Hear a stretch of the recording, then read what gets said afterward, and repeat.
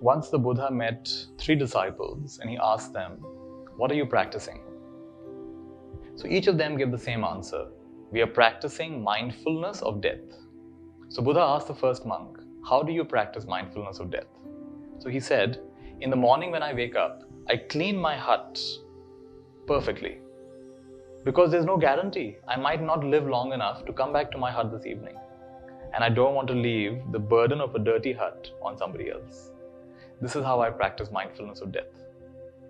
The Buddha asked the second monk, "How do you practice?" And he said, "When I'm eating my meal, with every bite, I remind myself, I might not live long enough to complete eating this bite.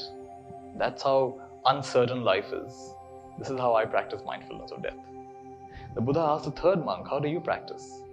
He says, "Lord, whenever I breathe in, I remind myself, there's no guarantee I'll live long enough until I breathe out.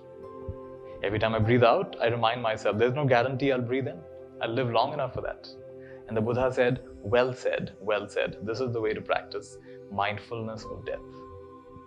So what a unique way of thinking. Most of us don't think about this at all. And the Buddha is saying, with every breath, we should be aware of how uncertain life is, how precious this opportunity is.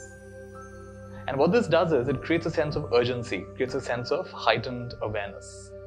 So the way I practice this is, any time in the day, remind myself that these might be the last few moments of my life. This might be the last minute of my life. How would I live if this is the last minute of my life? Something shifts. Some kind of inner letting go happens. Some kind of heightened awareness comes in. Clarity comes. My teacher used to say, those who've never contemplated death are bound to be very confused about life. So mindfulness of death brings us to a place of clarity and helps us put first things first.